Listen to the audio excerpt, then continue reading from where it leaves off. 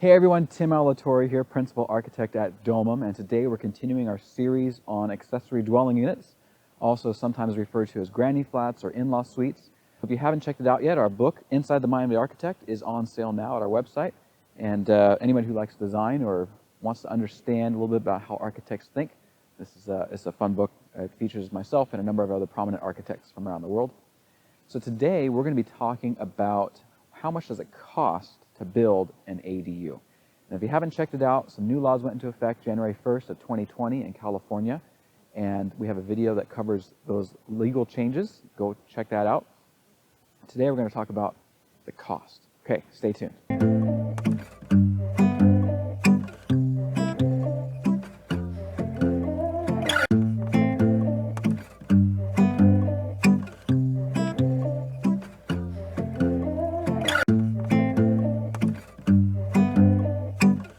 So right now in California, we're seeing construction costs all over the map. There's a bit of a building boom, and contractors are busy. There's a shortage of labor, and so prices have been a little higher than we've seen in the past. Right now, the average cost to construct a new residence is about $150 to $250 on kind of the lower end. And we're seeing those same prices in the accessory dwelling unit or ADU market. Now, looking at building permits that have been pulled in our city here in Rockland over the last several years, the smallest ADU that had a permit pulled for it was 303 square feet, and the build cost for that was about $30,000. So that's about $100 a square foot. The largest ADU that had a permit pulled in Rockland was about 1,400 square feet, and that had a construction cost of $145,000.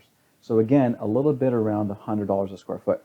Now, the most expensive accessory dwelling unit that has been built in the last 5 years or so in Rockland was 1,000 square feet, and the build cost per the building permit records was $156,000. So that's about $150 a square foot. So all those numbers are interesting, but if you go back and look at it, what typically happens is people undervalue their projects on the building permit side because they want to lower the fees that they're paying. And any building officials who are watching this, it's a dirty little secret. Don't, I'm blowing it for everybody, but you go in with a little bit lower, and then you end up buying more expensive countertops. You buy, a nicer sink or some light fixtures, and that cost trickles up. Or like the contract you had lined up ends up not panning out, and so a lot of times the construction costs are higher. So if you look at the permit records, about $100 to $150 has been historical average, but right now in California we're seeing starting price at about $150 to $250 a square foot. And this price, like I mentioned, is going to depend on a couple of things. It's going to be depending on labor, the materials, and the usage of that square footage. So do you have a lot of plumbing? Are you doing a lot of electrical, a lot of air conditioning systems? So all of those things are going to bring up your construction costs. And especially when it comes to finishes like tile or carpet or hardwood or stone, the price for your project can vary dramatically. As you get smaller on an accessory dwelling unit, like if you're doing a $300 to $450 or 450 square foot accessory dwelling unit, most of your cost is really going to be in the finishes and not so much in the structure. So let's break down the cost a little bit on accessory dwelling units or ADUs, and this really applies to any construction project. So let me erase our title here. So there's a couple of major categories on any construction project. You have what are called your soft costs, and then you have your hard costs. Okay, so soft costs are going to include things like the design and engineering fees. They're also going to include entitlement or building department fees and any impact fees. Now, we talked previously in the last video about if you get to a project that's under 750 square feet for your ADU, the impact fees are waived. But soft costs can add up to quite a bit. And so you want to make sure you have something in your budget. A lot of times when people are looking at building, and we get this all the time when people come to us with a new project, they're looking at just the hard costs. So you say, okay, I got a $30,000 budget, right? We just talked about there was a permit pulled for a 300 square foot ADU. They built it for $30,000. That is going to be your hard cost, okay? So your soft costs, though, could, especially for a project this small, they could equal that. So there's a couple of things you want to look at. We highly recommend you hire a design professional Having an architect or a very experienced builder or home designer on your team from the very beginning is going to save you a lot of headache. Because these soft costs really do vary, and how much you pay up front can often have an inverse relationship to what you pay in the end. So I'll just do a little chart here. So let's say this is scenario 1, and this is scenario 2, and this is what you're paying your architect or your engineer, right? So scenario 1, scenario 2. So in scenario 1, you're paying a bit more than in scenario 2, and this would be part of your soft costs, but then you get into your construction costs. You're hiring a competent professional. They're going to know how to reduce your hard costs, and a less experienced, possibly cheaper design professional might not know how to do that. Also, so you spend more up front, but then you spend less later on, and you spend less up front, you spend more later on. But then what ends up happening too is there's this whole thing, return on design, where if you pay for some good design up front, you're going to save money long-term on your maintenance costs, you're going to save money on your utility costs, and you're going to get more for your resale value. So you get more money at the end. So what happens is, really, you're getting all that for free.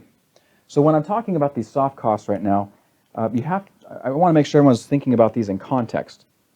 Because spending a little bit of money up front can save you and make you a lot of money later on, whereas trying to cut a deal and save money up front doesn't always pan out that way. Okay, so let's break it down. So if you have a project that's an infill site on an existing property, most likely you're just going to need architecture and engineering, and possibly you might need a professional to come in to design the utilities. But a lot of times your architect can also design all of the utility connections, so for your electrical, plumbing, sewer, gas. So architecture fees can range anywhere from about $5,000 to $10,000 for a custom designed ADU, and that's based on what you're wanting to do, how many square feet.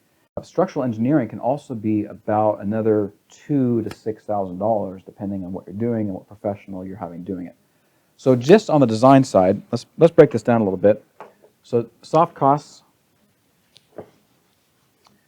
So on the design side, you have, I'll just call it your A&E team, architecture and engineering. If you're on a slope site, you might also need a civil engineer to do a grading plan, do some drainage. If you're wanting to build right up against your setbacks, and we talked in the last video how you can go up to 4 feet off the property line, you want to make sure you know exactly where your property line is. So you might need to bring in a civil engineer to do a boundary survey on your property. That way you know you're not building over that setback. If you're trying to save some money and you don't want to pay the $12,000 to $20,000 for architecture and engineering fees, one option you have is to buy some pre-designed ADU plans. Now, we have some on our website. You can go to domum.design and you can click on ADU plans link, and we have floor plans there for different ADUs ranging anywhere from 500 to 1,200 square feet, and you can go in there, you can click the options. Our most basic option is it's like 20 bucks. You can buy the rights to the design, and we have all the way up to full construction document packages and site-specific plans, and we'll get into all of that in the future video of what drawings you need to build an ADU. But that's one option, because what happens there is, we've already designed those, and so we're just basically charging you a reuse fee. You're not going to pay the full $20,000. Another option is to purchase a pre-designed modular ADU. So factory-built housing, basically. So modular ADUs are prefabricated in a factory, and 70 to 90% of the construction is going to be completed before it arrives in your property. So we actually are partnering with a company called Mighty Buildings. They're based out of Oakland, California. And you can go to Mighty Buildings' website, and they have a number of different plans. And those are ones that we've also worked with them to design and to fabricate. And you just go in there and buy your options. The nice thing about those is it's like pretty much instantaneous on your site. So pre-modular buildings are built to the same or higher standards than buildings that are built on your property. But the nice thing about that is you have a construction crew out, they come in and put your foundations down, do the utility connections up to the site, and then they walk away until it's time for the unit to be delivered. A crew comes out, they drop it on the slab or whatever foundation system, and a day or so later they got everything finished, and you don't have all that construction mess and the noise that accompanies a normal ADU construction project. Another nice thing about modular construction is that the plans are approved on a state level. So when you're dealing with your local building department, all they're looking at is the site-specific entities, the slab and the utility connections. So your permit and plan check fees are a lot lower with your local agencies, and the modular builder is handling all the approvals on the state side for your building. Right now, we're seeing about price parity for a prefab modular ADU versus a stick-built custom ADU, but you get a lot of time savings there. Now, companies like Mighty Buildings are trying to make their processes more efficient, and they want to get it to where they're actually trying to 3D print modular buildings, not just build them out of studs and drywall. They want to print them, and so they're trying to automate that and make it to where the price is a lot lower. We're not quite seeing that yet, but that's definitely a space that we should be watching, or we are watching. There's other companies in addition to Mighty Buildings in California that are doing kits and other creative ways to get ADUs cheaper and to harder to reach places.